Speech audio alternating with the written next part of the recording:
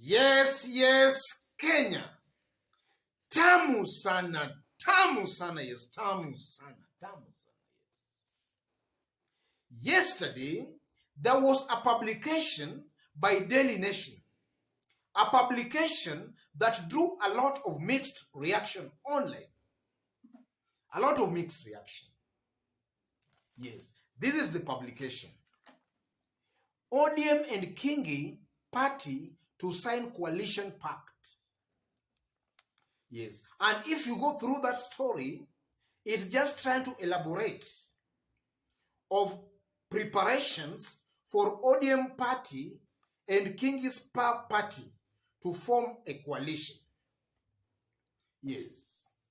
And then yesterday again, ODM party came out guns blazing and rubbished all that publication. This is what ODM party had to say. This article is misleading. There are in fact no ongoing talks between ODM and PA. And then you can see down there, ODM party has attached an extract of that Daily Nation. A clear indication that maybe ODM is not willing or is very reluctant to form a coalition with Kingi's PA party. So ladies and gentlemen, in this video right now, I want us to dissect and see in clear terms why ODM party is maybe reluctant or is not willing to form a coalition pact with the PA of Amason Kingi. Or why is it not a very good idea for ODM party to form a coalition with the PA of Amason Kingi? That's our analysis and discussion today. So if in case you've just bumped on this YouTube channel for the very first time, kindly subscribe and also give this video a like. Thank you. God bless you. Straight away to our analysis. The first reason is that ODM feels that they are the dominant party at the coast. And if you live along the coast, in Kilifi County itself, where Amason Jeffa Kingi comes from, ODM is the dominant party even as of today. If you look at a majority of aspirants angling for various seats next year, from governor, senator, members of parliament, MCs, a majority of them are angling for the ODM party ticket. That's a clear manifestation that as of now, ODM party still commands an assailable majority in Kilifi County. So forming a coalition with the little-known party of Amason Jeffa Kingi is most likely going to add ODM party no value at all. In fact, it might just create confusion. So I believe that ODM party is reluctant because they feel they have the support there, a support that with or without Amason Kingi, they will still maintain. And then secondly, ladies and gentlemen, Amason Kingi has come out as a leader who is not very much reliable. He's not very much reliable. Just some few weeks ago, he was seen as if he was warming to Oka. About some few weeks ago.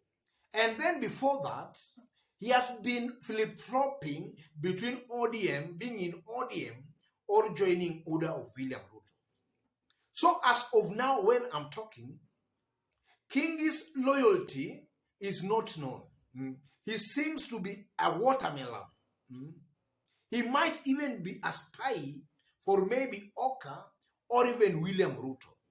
So ODM party forming a coalition with that kind of a caliber or character might just cause a lot of implosion in ODM party. He might just be leaking some very vital information from ODM party to these other ODM rivals in that area.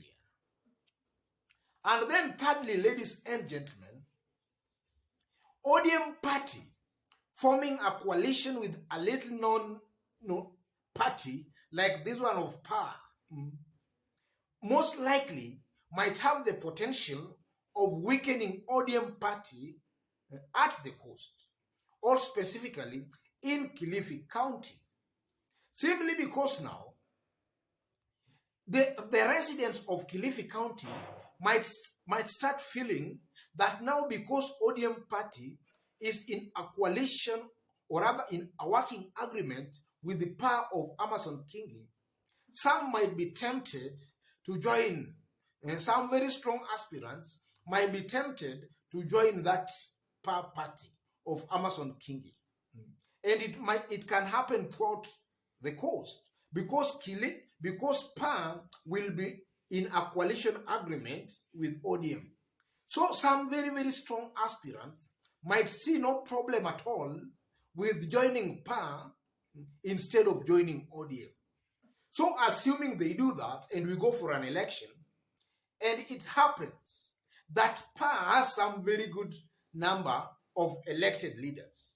You know, these elected leaders, their loyalty will not be in ODM, but will be in power of Amason Jeffer Kingi. So Amason Jeffer Kingi will be using maybe these numbers to frustrate ODM or to twist ODM party. So forming a coalition with power party, if you look at it keenly, might actually just help in weakening ODM party at the coast. Because also Amason Kingi is also not very, very reliable. You cannot put your hopes or trust on him.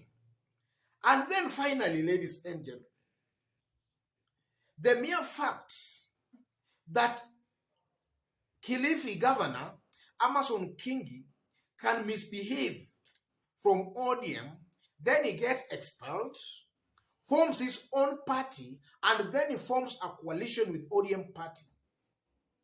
It can also send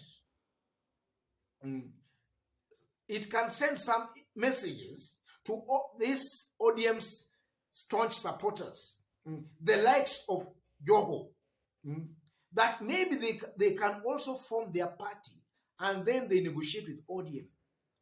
They can also form their own parties. And that has the potential of causing or brewing some rebellion within ODM party. Because now, Raila's trusted allies, the likes of Joho, who have stood all along steadfastly with Raila Amolo Odinga, are still in ODM party. And they have not even thought of forming their own party. And then here you have somebody who has all along been flip-flopping, showing some signs of disrespect to the ODM leadership, forming his party, and then he enters into a coalition agreement with ODM. That it can cause some kind of a rebellion. These Raila's closest allies might feel betrayed, because now Amason Kingi will be viewed as a party leader. So in the event there is something to be talked about, maybe power sharing or what, most likely you will be invited to the negotiating table as a party leader. And that can cause a lot of friction between Raila and some of his trusted allies, the likes of Joho, Ali Hassan Joho. So from where I sit again, ladies and gentlemen, I believe it might not be the best idea, or it's not the best idea, for ODM party to form a coalition with a little known party, like this one of Amason Kingi. The best ODM can do is just to assume such kind of parties and personalities, because they stand nothing to lose or gain by forming a coalition or not with this kind of parties or individuals. Otherwise, ladies and gentlemen, I don't know what you think.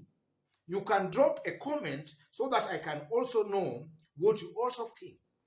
But if in case you've just bumped on this YouTube channel for the very first time, just as I did indicate when we were starting, subscribe and also give this video a like. Give it a like, please. Thank you. God bless you. And to those watching us outside of Kenya for the very, very first time, If you are watching us outside of Kenya for the very, very first time, drop a comment and let us also know from which part of the globe you are also watching us from. God bless you. God bless Kenya. Tamu sana, tamu sana, tamu sana.